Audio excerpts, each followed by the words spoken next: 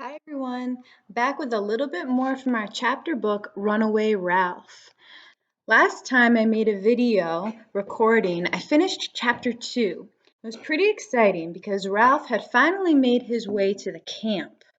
Remember, he ran away from home and he was trying to get to the camp.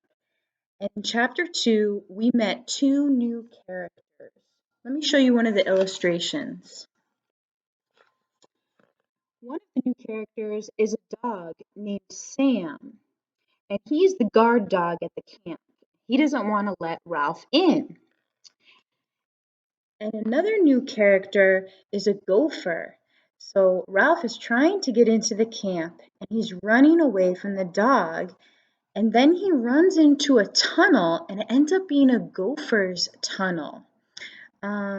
Let me show you how to spell gopher if you're interested in looking up what this animal is. It is an animal that tunnels underneath the ground. Here's what I read last. He had pictured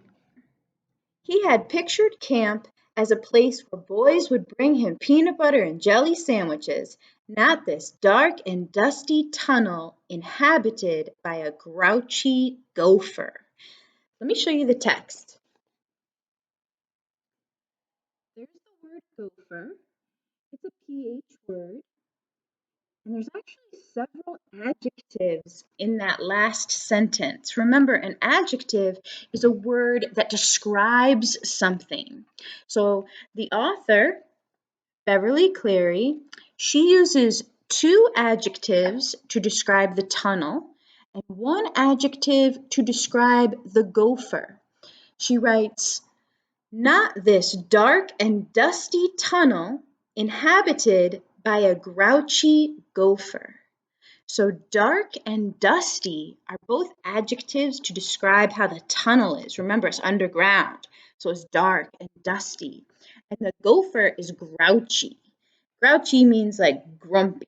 I would say grumpy and grouchy are synonyms. So we are on chapter 3. Chapter 3 is called An Educational Toy.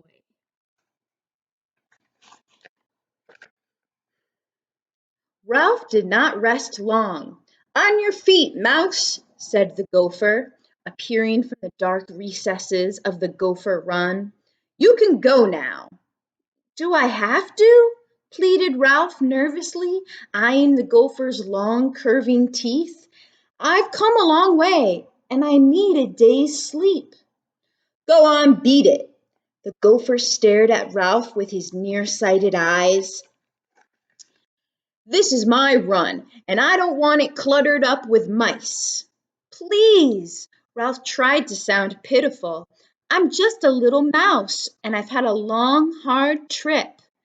I know you mice, answered the gopher. You are little, and you look helpless, but when you move in, you take over. Then he added in a more kindly tone, anyway, you had better get out while you can. That dog will eat his breakfast and go off on his round of inspection. And when he sees all the dirt he churned up, he'll start digging again. Maybe you're right, admitted Ralph, who was not eager to share a tunnel with a grouchy gopher. He pushed his motorcycle up toward the circle of light that was the entrance to the gopher run. There he paused until his eyes became accustomed to the sunlight. A stray chicken wandered across the lawn under the walnut trees. A horse whinnied from the barn, and from the dining hall came the laughter and chatter of boys and girls and the clatter of silverware. The place seemed safe enough at the moment. Ralph permitted himself a leisurely but bumpy ride along a path that led to a small weathered building shaded by an arbor of grapevines. At the corner of the building he found a clump of bamboo, which offered the possibility of shelter. The fallen leaves and husks of the young bamboo shoots were broad and smooth, and the dried edges curled. He laid his motorcycle at the foot of the bamboo and pulled a husk over it. The edges curled around it so that it was hidden completely. He put his helmet under another husk, and too tired to scrounge for food, Ralph crawled under a third husk. Let me show you the illustration of the gopher talking to Ralph.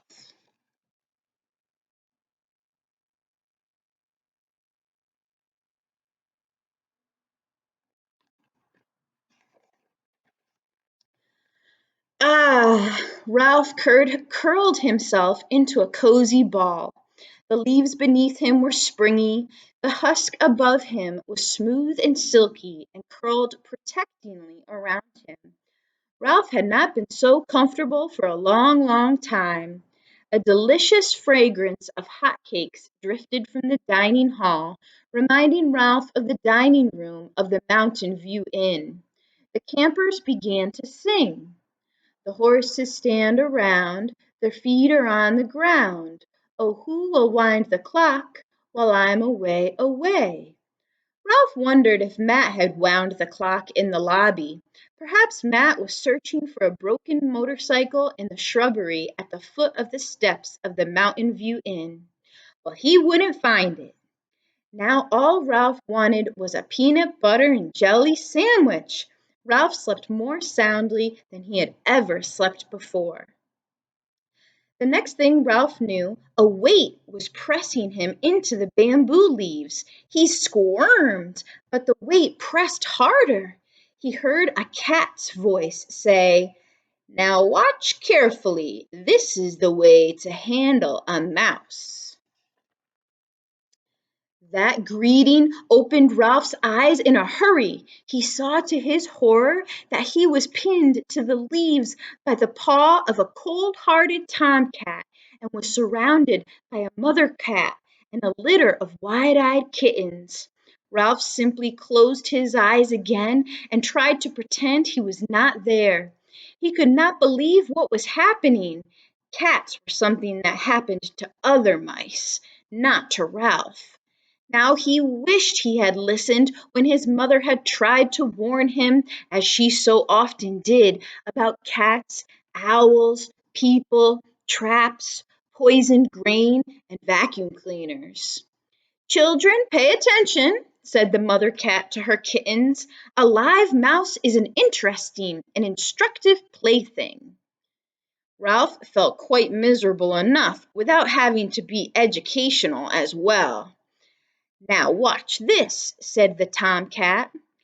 The weight was removed from Ralph's body. A paw scooped him up and tossed him into the air. Nothing like this ever had happened to Ralph before. He landed on his feet and stood, frozen with terror, facing the cat. He waited with every muscle tense for the cat to pounce, but nothing happened. The cat, who wore an interesting expression on his horrible furry face, simply sat and watched. Ralph was aware of the campers leaving the dining hall and scattering to different parts of the camp, but he dared not look at them. If he watched his chance, he might be able to make a run for it. The cat, apparently distracted by a butterfly, glanced away. Ralph leaped for freedom, only to be brought to earth by a paw. "That's the way to do it," said the tomcat. "Mice are stupid creatures who are easily fooled."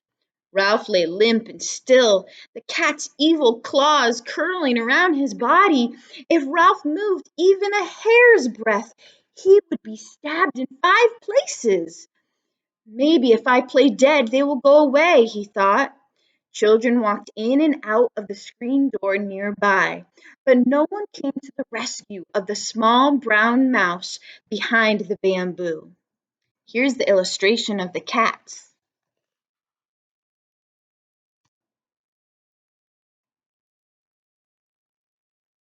You can see Ralph getting flung through the air. So that's it for now. One word that I want to ask you about is a word that you know, frozen. Like when something's ice cold, it's frozen. But in this sentence, I don't think it means that. Let me read it for you.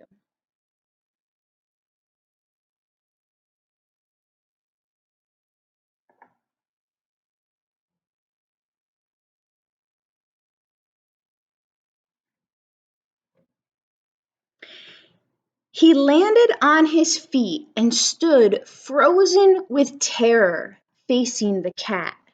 Let me show you. The expression is frozen with terror. Right there, there's the word frozen. We're not talking about something being cold. If somebody is frozen with terror, what do you think that means? We'll talk about it next time. Bye.